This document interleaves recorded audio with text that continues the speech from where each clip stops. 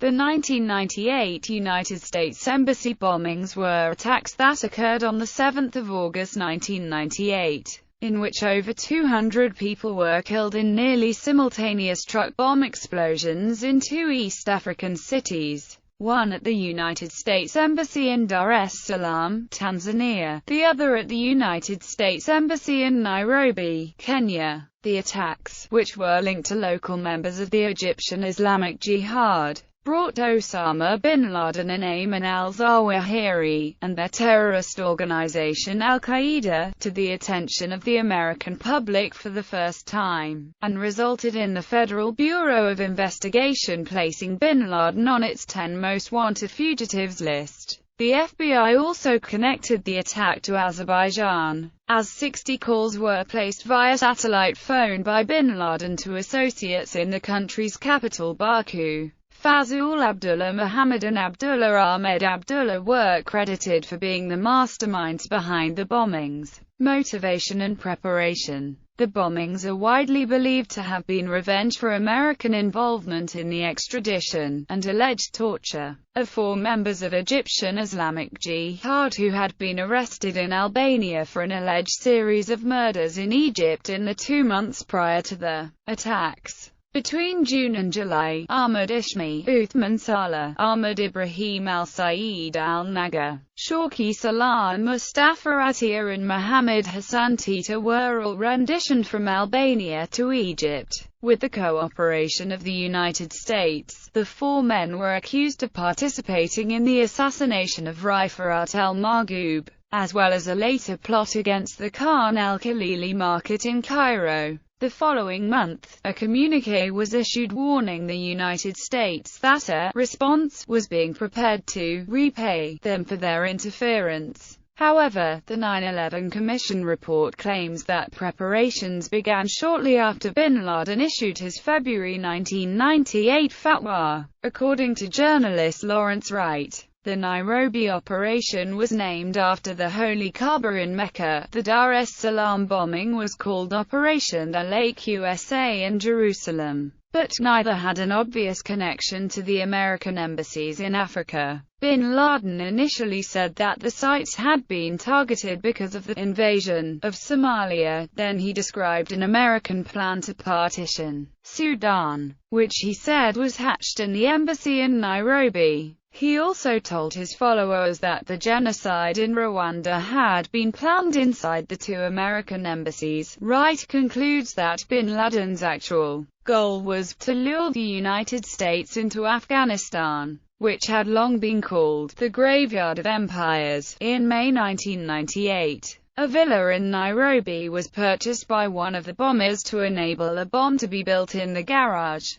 Sheikh Ahmed Salim Sweden purchased a beige Toyota Dyna truck in Nairobi and a 1987 Nissan Atlas refrigeration truck in Dar es Salaam. 6 metal bars were used to form a cage on the back of the Atlas to accommodate the bomb. In June 1998, KK Mohammed rented House 213 in the Ilala district of Dar es Salaam, about 4 miles from the U.S. Embassy. A white Suzuki Samurai was used to haul bomb components hidden in rice sacks from House 213. In both Nairobi and Dar es Salaam, Mohammed Oda supervised construction of 2 very large, 900 kg destructive devices. The Nairobi bomb was made of 400 to 500 cylinders of TNT, ammonium nitrate, aluminium powder and detonating cord. The explosives were packed into 20 specially designed wooden crates that were sealed and then placed in the bed of the trucks. Muzzin Musa Matwali Atwa ran a wire from the bomb to a set of batteries in the back of the truck cab and then to a detonator switch beneath the dashboard. The Dar es Salaam bomb was of slightly different construction. The TNT was attached to 15 oxygen tanks and gas canisters, and was surrounded with 4 bags of ammonium nitrate fertilizer and some sandbags to tamp and direct the blast. The bombings were scheduled for the 7th of August, the 8th anniversary of the arrival of American troops in Saudi Arabia during the early stages of the Persian Gulf War, likely a choice by Osama bin Laden. Attacks and casualties. On the 7th of August, between 10:30 a.m. and 10:40 a.m. local time, suicide bombers in trucks laden with explosives parked outside the embassies in Dar es Salaam and Nairobi, and almost simultaneously detonated.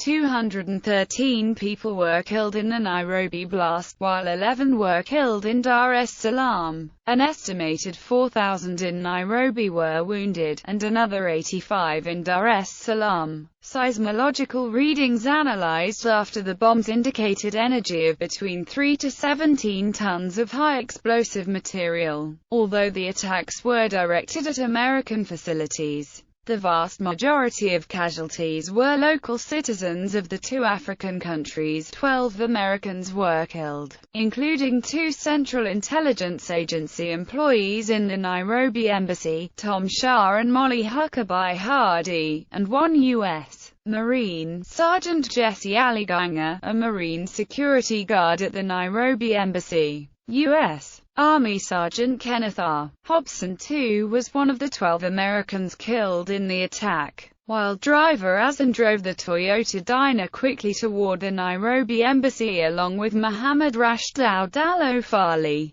Local security guard Benson Okuku Bwaku was warned to open the gate immediately, and fired upon when he refused to comply. Al-Ofali threw a stun grenade at embassy guards before exiting the vehicle and running off. Osama bin Laden later offered the explanation that it had been Al-Ofali's intention to leap out and shoot the guards to clear a path for the truck, but that he had left his pistol in the truck and subsequently ran off. As Bwaku radioed to Marine Post 1 for backup, the truck detonated. The explosion damaged the embassy building and collapsed a neighboring Ufunda building where most victims were killed, mainly students and staff of a secretarial college housed here. The heat from the blast was channeled between the buildings towards Haile Selassie Avenue, where a packed commuter bus was burned. Windows were shattered in a radius of nearly 1 kilometer. A large number of eye injuries occurred because people in buildings nearby who had heard the first explosion of the hand grenade and the shooting went to their office windows to have a look when the main blast occurred and shattered the windows.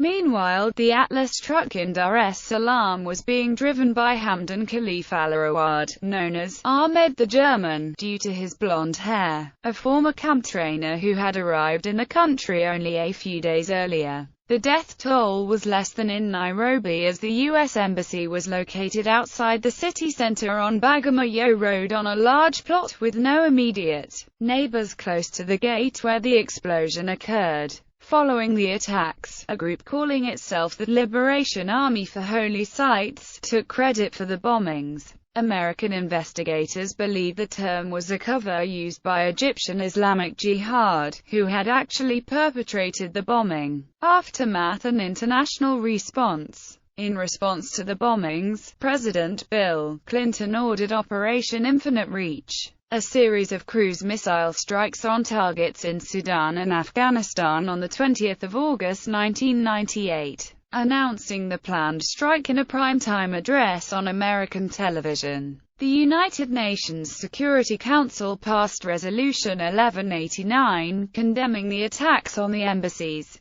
Both embassies were heavily damaged and the Nairobi embassy had to be rebuilt. It is now located across the road from the United Nations office at Nairobi for security purposes. Within months following the bombings, the United States Department of State Bureau of Diplomatic Security aided Kenya to its anti-terrorism assistance program, which was originally created in 1983. While the addition was largely a formality to reaffirm America's commitment to fighting terrorism in Kenya, it nonetheless sparked the beginning of an active bilateral anti-terrorism campaign between the United States and Kenya. The U.S. government also rapidly and permanently increased the monetary aid to Kenya. Immediate changes included a $42 million grant targeted specifically towards Kenyan victims. Indictment. Following the investigation, an indictment was issued.